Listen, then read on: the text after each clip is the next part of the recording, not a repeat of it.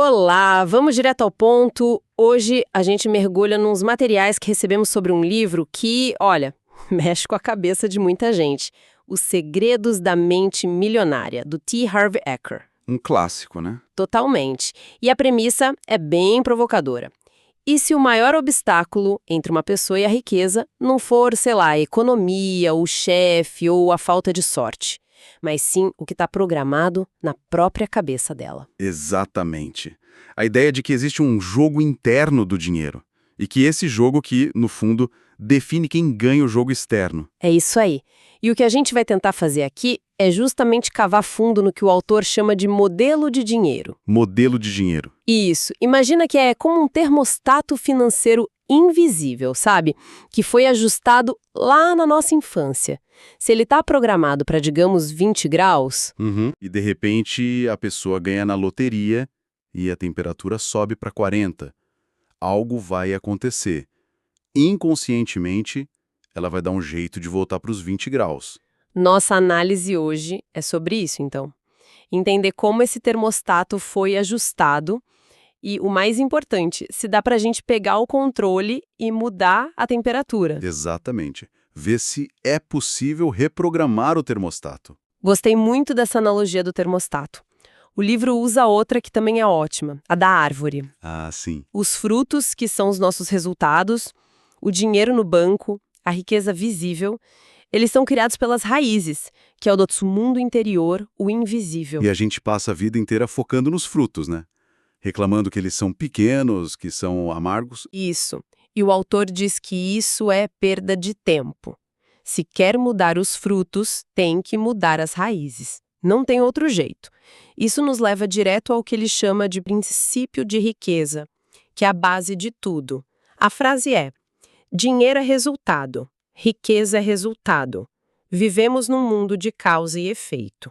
Ou seja, a falta de dinheiro nunca é o problema. Nunca. É um sintoma. Um fruto. O problema real, a causa, está lá nas raízes, no nosso mundo interior. É uma inversão completa de perspectiva. Em vez de perguntar, por que eu estou quebrada? A pergunta deveria ser, qual é a programação interna que está gerando esse resultado? Exato. E como funciona essa cadeia? O livro apresenta uma fórmula. A versão simples é: pensamentos geram sentimentos, que geram ações, que geram resultados. O famoso PSAR. Parece lógico, né? Super lógico. Mas aí fica a pergunta, se tudo começa nos pensamentos, de onde eles vêm? Eles não surgem do nada assim. E aí que o buraco é mais embaixo. Porque os nossos pensamentos são, na verdade, frutos da nossa programação mental, dos arquivos que foram instalados na nossa mente lá no passado. Ah, então a fórmula é maior. Muito maior. A fórmula completa é: programação leva a pensamentos, que levam a sentimentos, que levam a ações, que geram resultados. Entendi? Para mudar os resultados de forma permanente, não adianta só tentar mudar a ação, tipo fazer um orçamento na marra. Não adianta. É preciso ir na fonte, na programação original, instalada sem a gente nem perceber. O autor aponta 3 influências principais, quase todas da infância. A primeira é a programação verbal, o que a gente ouvia sobre dinheiro. Ah, aquelas frases: dinheiro é sujo, os ricos são todos desonestos. Isso não é pro nosso bico. Você acha que dinheiro dá em árvore. Essa eu ouvi muito. Quem não, né? E o impacto disso é brutal. Tem uma história no material sobre um cara chamado Steven. Ele ganhava $800 mil por ano, uma fortuna. Uau. Mas estava sempre endividado. Sempre perdia tudo. Ninguém entendia. Aí, investigando o passado, ele lembrou da frase que a mãe repetia sem parar. Que era? Os ricos são gananciosos. Ter mais do que o suficiente para viver é cobiça. Nossa. Então, o que o subconsciente dele fazia? Toda vez que ele juntava um dinheiro a mais, ele se livrava daquilo. Torrava, investia mal, perdia. Peraí, então a mente dele estava basicamente o protegendo de se tornar uma pessoa má, gananciosa aos olhos da mãe. É isso? Que loucura. Exatamente. O cérebro dele tentava manter a coerência com uma crença emocional muito forte. Para ser amado pela minha mãe, Não posso ser ganancioso. E essa crença vencia qualquer lógica, sempre. O livro tem uma frase matadora sobre isso. Quando o subconsciente precisa escolher entre a lógica e emoções profundamente enraizadas, as emoções quase sempre vencem. Faz todo sentido. A segunda fonte de programação são os exemplos, a modelagem. O que a gente viu os nossos pais ou cuidadores fazendo com o dinheiro. Aquele ditado, a fruta não cai longe da árvore. Pois é. Ou a gente copia o padrão, ou a gente se torna o oposto completo por rebeldia. O próprio autor conta a história dele. O pai era construtor. Certo. Ele passava meses endividado, pegando empréstimo para tocar as obras, vivendo no limite. De repente, vendia um imóvel, entrava uma bolada de dinheiro e eles viviam como reis por um tempo. E aí o ciclo recomeçava. Exato. Um padrão de picos e vales, de escassez e abundância. Anos depois, já adulto, o autor olhou para a própria vida e viu o mesmo padrão se repetindo. Ele abria negócios, faturava alto e depois quebrava. Ele estava recriando o ioiô financeiro do pai. Mas e a rebeldia? Ser o completo oposto não seria uma saída? Se os pais eram gastadores, a pessoa se torna super poupador. Problema resolvido? Não. Isso levanta outra questão. Se a motivação para enriquecer vem de um lugar de raiva, de ressentimento, ou daquela necessidade de provar para eles que eu consigo, o dinheiro pode até vir, mas ele nunca vai trazer felicidade. Porque a energia por trás da riqueza é negativa. A mente continua associando dinheiro com raiva, com dor. A pessoa fica rica, mas continua infeliz. Porque a raiz do problema, a emoção, não foi curada. Exatamente. O dinheiro só muda o cenário do mesmo drama interno. Entendi. É como fugir da própria sombra. E a terceira fonte, que são os episódios específicos. Experiências pontuais, mas muito marcantes. Sim. E aqui tem uma das histórias mais pesadas do material. Uma enfermeira chamada José. O que aconteceu com ela? Quando ela tinha 11 anos, os pais tiveram uma briga terrível por causa de dinheiro na mesa de jantar. No meio da discussão, o pai dela teve um ataque cardíaco, fulminante, e morreu ali, na frente dela. Meu Deus, a mente de uma criança de 11 anos fez uma associação direta, simples e devastadora. Dinheiro é igual a dor. E o resultado disso na vida adulta? Ela se sabotava. Toda vez que recebia um aumento ou juntava algum dinheiro, ela inconscientemente dava um jeito de se livrar dele, para evitar a dor que ele representava. Nossa, esse é um exemplo extremo, claro, mas ilustra de forma brutal como o nosso cérebro pode criar essas conexões que nos sabotam por uma vida inteira, sem que a gente tenha a menor ideia do porquê. E nem precisa ser um trauma tão grande. Tem outra história mais leve da esposa do autor. Quando ela era criança e pedia dinheiro para a mãe para comprar um sorvete, a mãe sempre respondia: dinheiro, peça ao seu pai. Eu não tenho um tostão. O que ela aprendeu com isso? Homens têm o dinheiro, 2. Mulheres não têm. Essa crença moldou o comportamento dela no casamento. Ela esperava que ele pagasse tudo. Tudo. Nunca gastava o próprio dinheiro e isso gerava um conflito enorme até eles sentarem e entenderem que cada um tinha um modelo de dinheiro diferente. E precisavam criar um terceiro modelo, um modelo para o casal. Isso. Foi quando as coisas mudaram. Ouvir todas essas histórias é um pouco assustador. Dá a sensação de que a gente está preso num roteiro que não escreveu. A pergunta que não quer calar é: tem como escapar disso? Com certeza. E é aqui que a análise vira o jogo.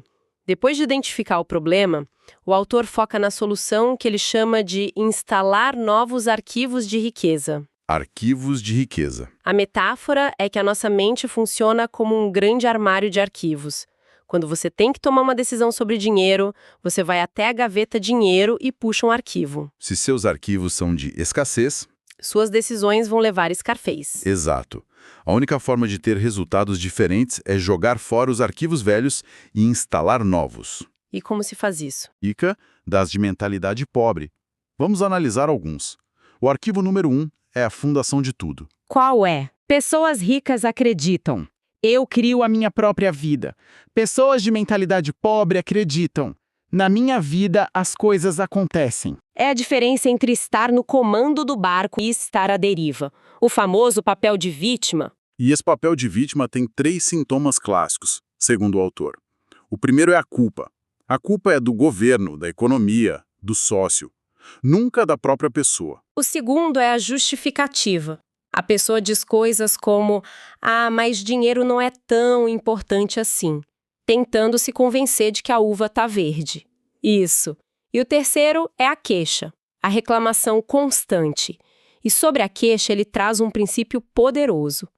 Aquilo em que você foca se expande. Quando você reclama, o seu foco está no que está errado. E o que você atrai? Mais do que está errado, é um ímã de problemas. A conclusão dele é direta. Não existem vítimas verdadeiramente ricas. Ou se é uma vítima, ou se é uma pessoa rica. Não dá para ser os dois. Esse ponto é poderoso, mas também controverso, né? É fácil dizer pare de culpar os outros, mas como a gente equilibra a responsabilidade pessoal com fatores sistêmicos reais, como desigualdade, crises? Essa é uma ótima pergunta. O livro não nega que esses fatores existam. A questão é de foco e poder. Você pode focar sua energia em fatores que não controla, Como a política econômica do governo.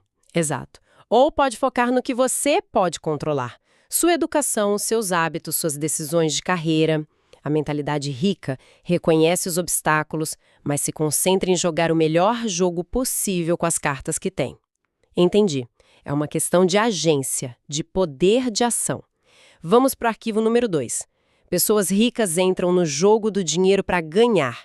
Pessoas de mentalidade pobre entram no jogo para não perder. Parece sutil, mas a diferença é gigantesca. É a diferença entre ataque e defesa. Quem joga para não perder, joga na retranca. A meta é a segurança. Só quero ter o suficiente para pagar as contas. Isso. A meta da classe média, segundo ele, é um pouco maior, o conforto. Já a meta dos ricos é a abundância, a fortuna. E aí vem a frase de efeito, né? Exatamente. Se a sua meta é ter algum conforto, é provável que você nunca fique rico. Mas caso a sua meta seja enriquecer, é provável que você alcance uma situação ricamente confortável. É sobre mirar na lua para, no mínimo, acertar as estrelas. Essa é a ideia. Ok, isso nos leva ao arquivo número 5. Pessoas ricas focalizam oportunidades. Pessoas de mentalidade pobre focalizam obstáculos. É o clássico copo meio cheio ou meio vazio. Diante de uma nova ideia, a mentalidade pobre pensa: e se não der certo? E se eu perder dinheiro? Exato. A mentalidade rica pensa: isso tem potencial, vai dar certo, porque eu vou fazer dar certo. Essa postura leva a um princípio de ação que o autor chama de preparar, fogo, apontar. Preparar, fogo, apontar. Isso não soa um pouco imprudente? Parece uma receita para cometer erros. A chave está em entender que não é fogo, sem nenhuma preparação. É preparar, ou seja, fazer a lição de casa básica, mas o ponto é não cair na paralisia pela análise. Ficar no apontar, apontar, apontar para sempre. Isso, esperando o momento perfeito que nunca chega. Preparar, fogo, apontar. Significa que você se prepara o suficiente, entra em ação e corrige a rota no percurso. Faz sentido? Corrigir o curso de um barco em movimento é mais fácil. Agora, o arquivo 13 muda a métrica de sucesso. Pessoas ricas focalizam um patrimônio líquido. As pobres, o rendimento mensal. Isso é crucial. Quando alguém pergunta se uma pessoa é rica, a resposta automática é pensar no salário. Fulano ganha 50 mil por mês. Ele é rico. O livro diz que isso é uma ilusão. A verdadeira medida da riqueza é o patrimônio líquido. Exato. Tudo que você possui menos tudo que você deve. É o placar final do jogo. E por que focar só no rendimento é uma armadilha? Por causa da lei de Parkinson. A despesa cresce na proporção direta da receita. Se ganha mais, gasta mais. Carro melhor, casa maior, e no fim do mês não sobra nada. Seu estilo de vida melhora, mas seu patrimônio líquido fica estagnado. Por isso ele detalha os 4 fatores do patrimônio: rendimentos, poupança, investimentos e simplificação. Simplificação. Reduzir conscientemente o custo de vida para aumentar a poupança. Só o primeiro fator não constrói riqueza. Precisa dos 4. E isso conecta com o último arquivo que a gente separou, o 14. Pessoas ricas administram bem o seu dinheiro, enquanto as de mentalidade pobre administram mal. A desculpa clássica é: Quando eu tiver bastante dinheiro, aí eu começo a administrar. E a lógica está invertida. Totalmente. O correto é: quando eu começar a administrar o meu dinheiro, aí eu terei bastante dinheiro. Ele usa aquela analogia da criança e o sorvete. Se ela não consegue segurar uma bola de sorvete, por que alguém daria 3? Exato. O universo, segundo ele, funciona da mesma forma. Você precisa provar que consegue lidar com o pouco que tem para que ele te confie mais. O hábito de administrar é mais importante que a quantidade. É sobre construir o músculo da administração financeira, mesmo que seja com pouco peso no início. Perfeito, o hábito é a chave. E ele dá uma dica prática para começar: a conta da liberdade financeira.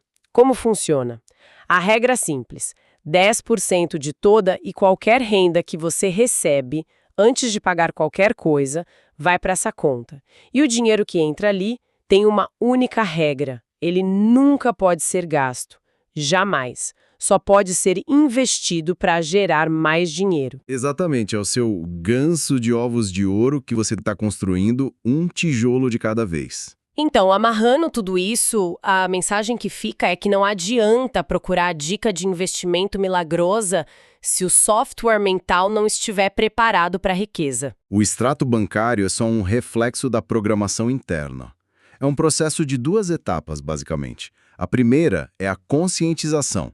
Ter a coragem de olhar para dentro e se perguntar: qual é o meu modelo de dinheiro? O que eu ouvia? O que eu via? É um trabalho de detetive da própria mente. E a segunda etapa é o recondicionamento. É escolher ativamente instalar esses novos arquivos de riqueza até que se tornem seu novo padrão automático. Para fechar, vamos deixar uma reflexão que o próprio material provoca. O autor afirma que o dinheiro apenas intensificará aquilo que você já é. Se a pessoa é generosa, com mais dinheiro será mais generosa. Se é egoísta, será mais egoísta.